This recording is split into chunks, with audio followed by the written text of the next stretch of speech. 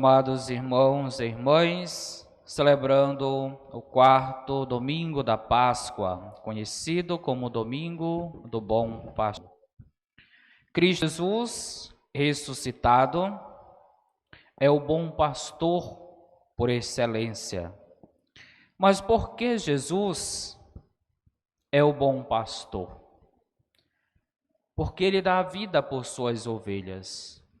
Diferente do mercenário, que além de não conhecer as suas ovelhas, foge, deixando as mesmas vulneráveis ao ataque dos lobos, que por vezes só dispersa ao invés de conduzi-la ao redil. Assim como Jesus, na condição de bom pastor, e entendamos a expressão de bom pastor como belo, Jesus, enquanto pastor, é belo na sua totalidade, e esta beleza se dá pelo modo em que se entrega pelo seu rebanho. Entrega esta de modo livre, ninguém atira sua vida, mas ele mesmo a doa livremente pelas ovelhas do redil na qual Deus, enquanto Pai, o confiou. E não somente as ovelhas do redil, como o próprio Evangelho em si vai nos dizer, que há também outras ovelhas que não fazem parte deste redil, mas cuja missão é reconduzi-las ao único rebanho diante de um único pastor, que é Jesus. Conheço as minhas ovelhas e elas me conhecem. Assim como o Pai me conhece, eu conheço o Pai e dou minha vida pelas ovelhas.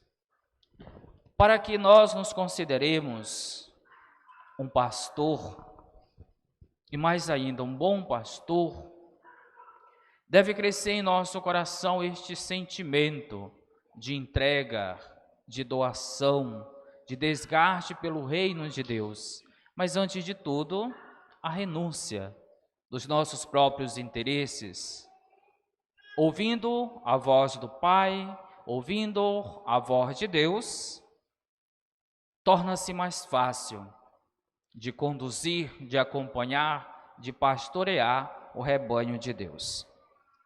Entendermos enquanto pastores, é necessário que alarguemos os horizontes além da realidade eclesial em si. Você, no seu lar, na sua casa, também precisa ser um bom pastor, conduzindo, orientando o pequeno rebanho que Deus confiou a você, sobre os seus cuidados, a sua família. Que tipo de família é a minha? Ou, digamos, que tipo de pastor eu sou?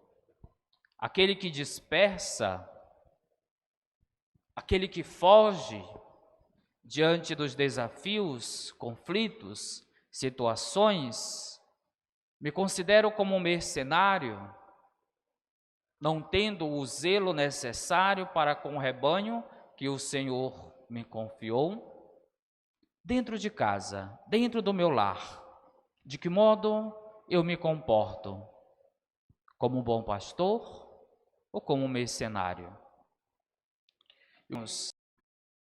Amados irmãos e irmãs, quando Jesus nos diz: é por isso que o Pai me ama, porque dou a minha vida para depois recebê-la novamente. Deus nos ama e o seu amor cresce cada vez mais por cada um de nós, quando nós nos decidimos a entregar a nossa vida pela causa do reino. Não só como meros ouvintes, mas como alguém que quer praticar de fato a palavra de Deus, a sua verdade, na própria vida. Assim, meus amados irmãos e irmãs, nós vamos entender o porquê devemos dar graças ao Senhor por Ele ser bom. Porque Ele, na condição de bom pastor, entregou a sua vida para a nossa salvação. Nos resgatou das sombras da morte e do pecado. O bom pastor ressuscitado, na qual emana dele mesmo a luz que dissipa todas as trevas do erro, como também do próprio pecado em si. Devemos desejar, nesta santa liturgia, que Jesus, bom pastor, toque o nosso coração. Talvez os nossos corações estejam insensíveis ao projeto de Deus, à sua palavra, ou ainda endurecidos. E nesta noite, nesta santa liturgia, queremos pedir ao Senhor que nos ensine a sermos bons pastores, que saibamos reconduzir, que saibamos congregar, ao invés de dispersar o rebanho que o Senhor confiou a cada um de nós, seja no âmbito eclesial, seja no âmbito familiar ou profissional. Lá onde o Senhor nos colocou, lá onde nós estamos inseridos, devemos nos considerar, ou ao menos desejar sermos um bom pastor também. Ouvimos ainda, amados irmãos e irmãs, na carta de São João, quando o mesmo já nos leva ao entendimento da graça de sermos chamados filhos de Deus. Vede que grande presente de amor o Pai nos deu, de sermos chamados filhos de Deus. O Filho unigênito, o Filho de Deus por excelência, é Cristo Jesus. Nós, como filhos adotivos, porém participantes do mesmo reino, do mesmo banquete, da mesma herança, que é a vida eterna. E eu preciso me considerar filho também. O grande problema em si, podemos dizer, da parábola do filho pródigo, quando o filho pede a herança de seu pai e saindo do lar numa vida desenfreada, era o fato dele não se sentir família, não se sentir filho. Tinha de tudo, tinha bens, porém a ingratidão impressa no coração fez com que deixasse o seu lar. E inúmeras vezes isto acontece conosco, de não nos sentirmos filhos dentro de uma realidade familiar, da vocação familiar, ou dentro do campo eclesial, na igreja, não nos sentirmos filhos de Deus, não nos sentirmos amados por Deus. Às vezes, até verbalizamos dizendo: Deus esqueceu de mim. Será que Deus não me ama? E não se trata de uma verdade.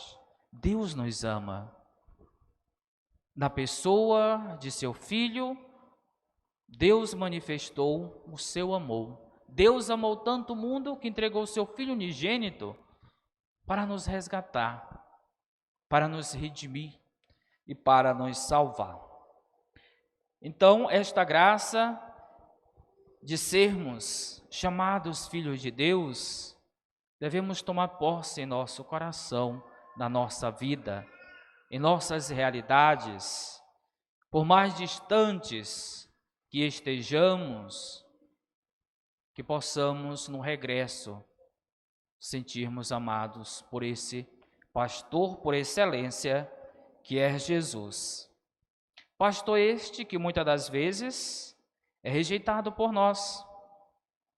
E com isso o Salmo 117 já nos recorda que a pedras que os pedreiros rejeitaram tornou-se agora a pedra angular.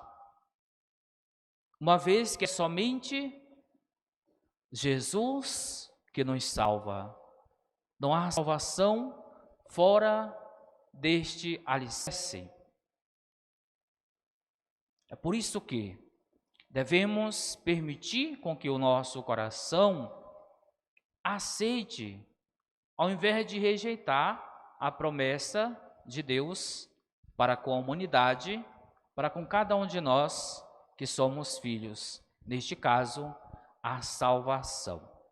E é em nome de Jesus, o Nazareno, que as obras de Deus, além de serem manifestadas, continuam acontecendo nos nossos dias, em nossas vidas, em nosso tempo e espaço. O mistério de Deus continua se perpetuando.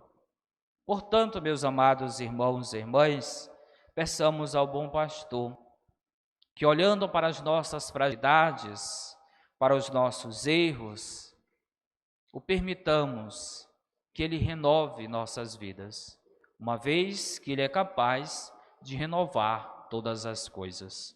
E louvado seja nosso Senhor Jesus Cristo, para sempre.